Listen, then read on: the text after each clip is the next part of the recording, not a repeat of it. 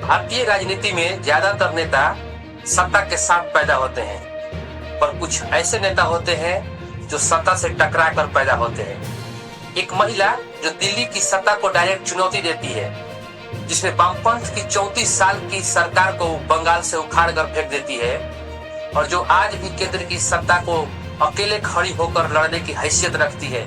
जी हाँ दोस्तों, आज हम बात करने वाले हैं एक उस ऐसी महिला को जिसको कोई दीदी कहता है, तो कोई उसे तानाशाह कहता है, तो कोई उसे भारतीय जनता पार्टी के लिए राजनीतिक प्रतिद्वंदी कहता है। पर आज सबसे बड़ी सवाल यह है कि क्या ये ममता बनर्जी सत्ता की उपज है या उस सिस्टम की जिससे आए दिन वो टकराती रहती हैं।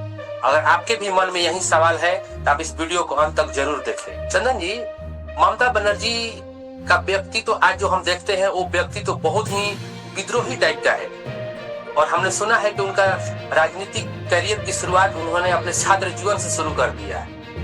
क्या वो बचपन से ऐसी थी जो उनको राजनीति में एक ऐसे नेता इनके व्यक्तित्व की वजह से एक अलग पहचान मिली? आप इसको कैसे देखते हैं? देखिए धीरेन्द्र जी, ममता बनर्जी बचपन से ही संघर्षशील इंसान रही है। जब वो 15 साल की थी तो उसी समय उनके पिता स्वर्ग सिधार चुके थे। 5 जनवरी 1955 को जन्मी ममता बनर्जी बचपन से ही आर्थिक तंगी और पारिवारिक जिम्मेदारियों को लेते हुए आगे बढ़ी और इन्हीं सब वजहों के चलते वो अन्याय के खिलाफ, जुल्म के खिलाफ लड़ने की हुनर सीखी। जहाँ तक सवाल है, वो हिस्ट्री से ग्रेजुएशन की और पोस्ट ग्रेजुएशन उसने इस्लामिक हिस्ट्री से की थी और वो एक अच्छे पोएट के साथ में एक अच्छी पेंटर भी रही और उन्होंने किताब माँ माटी मानुस भी लिखी। वो कॉलेज के दिनों से ही राजनीति में प्रेरित थी। जहाँ तक सवाल है, जब देश में इमरजेंसी लागू था, जब देश में लोग इंदिरा गांधी के विरोध में सड़कों पर खड़े थे, उसी समय ममता बनर्जी सरकार के साथ इंदिरा गांधी के लिए लड़ रही थी।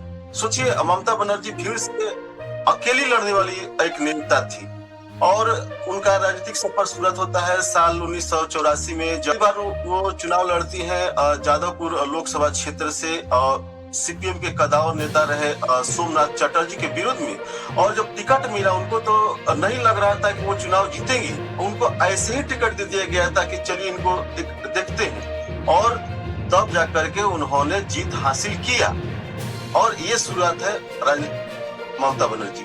ऐसा बंगाल जिसको वामपंथ यानी कि लेफ्ट का गढ़ यानी अजय किला माना जाता था भारतवर्ष में, एक ऐसा किला जो इतना मजबूत था कि इस भारतवर्ष के किसी भी पार्टी के लिए उस किला को उखाड़ना मुश्किल था, एक नाम समझ पहेली सी मानी जाती थी।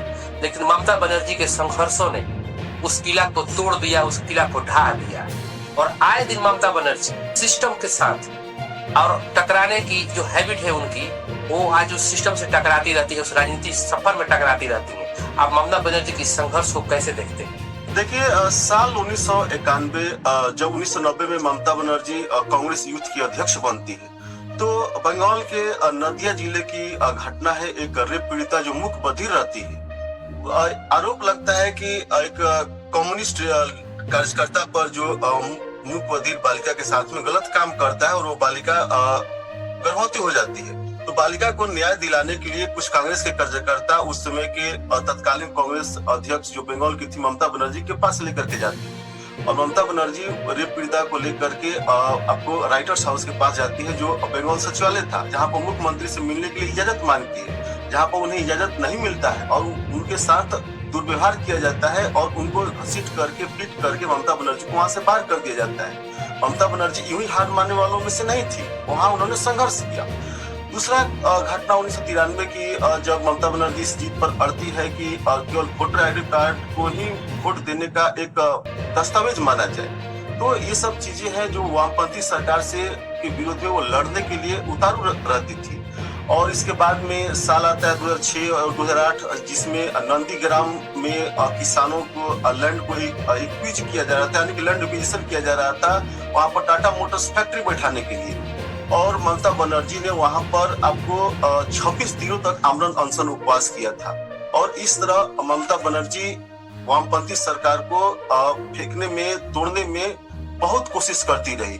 नंदीग्राम है और एक और है, आपको बता दे रहे हैं सिंगूर की कहानी, यानी कि सिंगूर और नंदीग्राम का ये आंदोलन ममता बनर्जी के जिंदगी के राजनीतिक जीवन के महत्वपूर्ण पड़ाव थे और तब साल आता है 2011, जहां पर उन्होंने 34 साल के वामपंथ सरकार को जड़ से उखाड़ कर फेंक दिया। चंदन जी, हम सभी जानते हैं कि ममता बनर्जी की राजनीतिक शुरुआत छात्र जीवन से कांग्रेस पार्टी के साथ शुरू हुई थी। जैसा कि आपने बोला कि उनका राजनीतिक जीवन सिर्फ कांग्रेस से ही नहीं बल्कि पश्चिम बंगाल में यूथ कांग्रेस की प्रेसिडेंट भी वो थी। पर अचानक ममता बनर्जी कांग्रेस से अलग होने की एक फैसला लेती हैं। क्या ममता बनर्जी का कांग्रेस से बाहर होने का यह फैसला भावनात्मक था या कोई एक राजनीतिक रणनीति थी जिसके तहत उन्होंने कांग्रेस को छोड़ा और नया पार्टी बनाई उन्होंने? देखिए, ये उनका जो डिसीजन था भावनात्मक और रणनीतिक दोनों का मिश्रण था। देखिए, क्या होता है कि 1984 में जब ममता बनर्जी को जादवपुर लोकसभा क्षेत्र में सोमनाथ चटर्जी के विरुद्ध में जब टिकट मिलता है तो उनमें सबसे बड़ा योगदान रहता है प्रणब मुखर्जी का। और प्रणब मुखर्जी और ममता बनर्जी से हमेशा राजनीतिक टकराव चलते रहती थी। और राजीव गांधी जो थे ममता बनर्जी को बहुत पसंद करते थे, उनके अग्रेसन भावना को राजीव गांधी बहुत पसंद करते थे और वो आपको बेटी और बहन के रूप में मानते थे ममता बनर्जी को। तो उन्हीं के दिन में 1990 में ममता बनर्जी को बंगाल कांग्रेस का यूथ का अध्यक्ष बनाया जाता है। इसके बाद में क्या होता है कि प्रणब मुखर्जी के जो करीबी है सोमेन मित्रा, जो कि ममता बनर्जी और सोमेन मित्रा से भी हमेशा टकराव चलती रहती थी। जब तक से राजीव गांधी जिंदा थे ममता बनर्जी को पार्टी में अहमियत मिलती रहती थी, लेकिन 1991 में राजीव गांधी के मौत के बाद ममता बनर्जी की वैल्यू कम होने लगी, उनको पार्टी से दरकिनार किया जाने लगा। 1996 में जब पार्टी का टिकट जनरल होता है उसमें ममता बनर्जी को पूरी तरह से अवहेलना किया जाता है और यही सब को देखते हुए ममता बनर्जी पार्टी से साइड हो जाती है और 1 जनवरी शायद 1998 में जनवरी महीने में अपनी अलग पार्टी तृणमूल कांग्रेस पार्टी की स्थापना करती है। चंदन जी, अभी 6 दिन पहले बंगाल के एक अधिकारी प्रतीक जैन के ऊपर ईडी छापा करती है। ममता बनर्जी उसके विरोध में सड़कों पर उतर जाती है, आंदोलन जैसा माहौल बना देती है। ईडी का छापा, ममता बनर्जी का फाइल लेकर खुद मैदान में कूदना, क्या ये ममता बनर्जी का एक राजनीतिक सोच थी या उनका एक गुस्सा था जो उन्होंने ईडी को डायरेक्ट चुनौती देने के लिए मैदान में उतर गई? देखिए, जस्ट 6 साल पहले जब सीबीआई जब छापा मारी कोलकाता में तो ममता बनर्जी ने सीबीआई को अधिकारियों को गिरफ्तार करवा लिया था और ममता बनर्जी देश की एकमात्र विपक्ष की नेता है जो ईडी, सीबीआई और इन तमाम संस्थाओं को खुलेआम रूप से चुनौती देती है।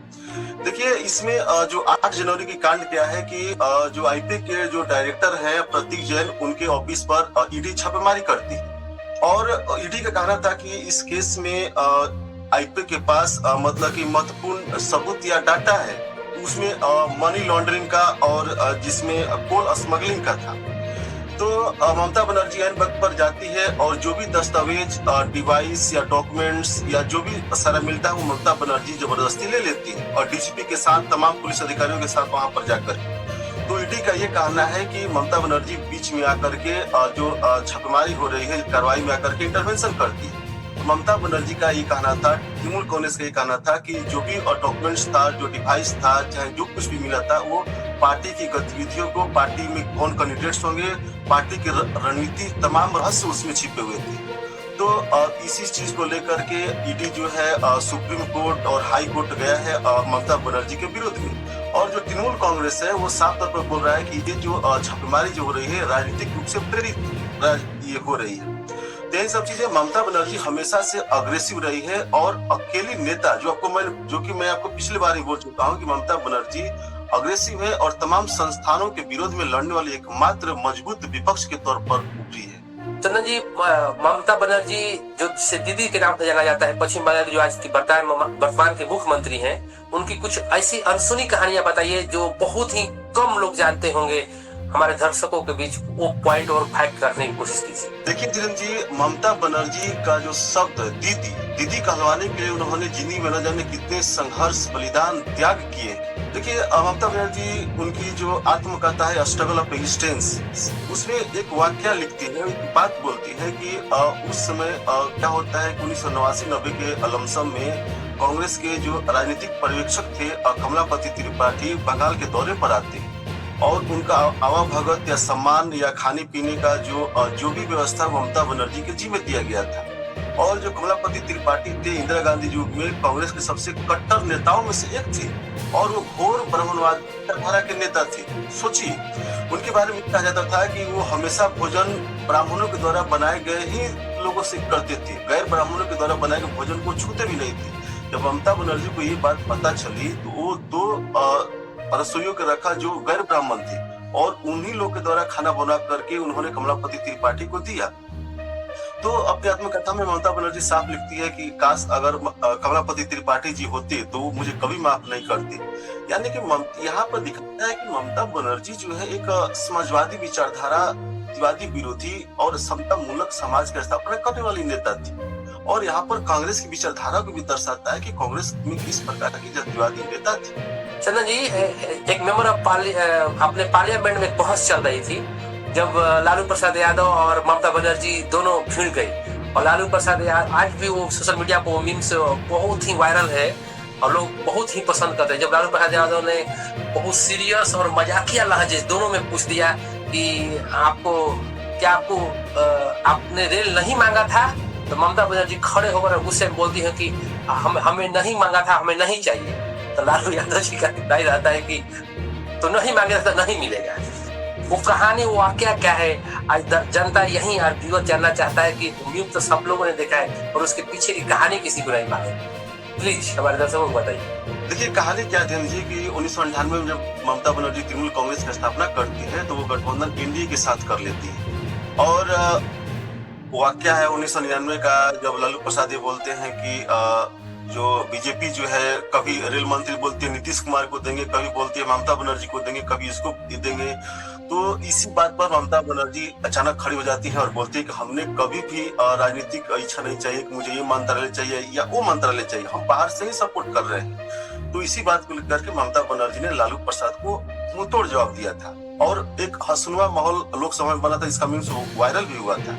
और ममता बनर्जी जब रेल मंत्री बनती है तो लालू प्रसाद के खिलाफ श्वेत पत्र जारी करती है और बताती है कि जो भी सो कॉल्ड जो कहा जाता है रेलवे में मुनाफा हुआ है, ये सब केवल कहने के लिए है और तमाम चीजों को वेरिफिकेशन दिखाती भी।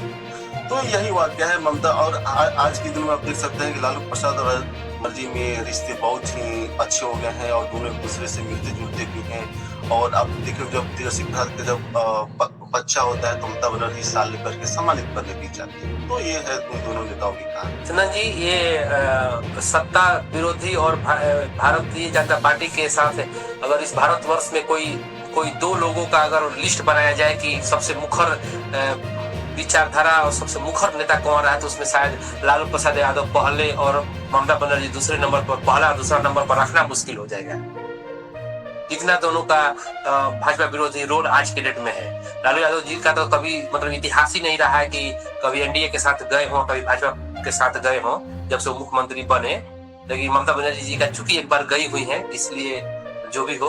तो दोस्तों, आज ये था आज का हमारा विश्लेषण ममता बनर्जी, यानी कि ममता बनर्जी एक नाम जो डराता है, जो धमकाता है, आरोपों की परछाइयां खड़ी है, कभी घोटालों का तो कभी विवादों का, लेकिन हमेशा वो महिला खड़ी रही और सत्ता से टकराने और सरकार को चुनौती देने के लिए।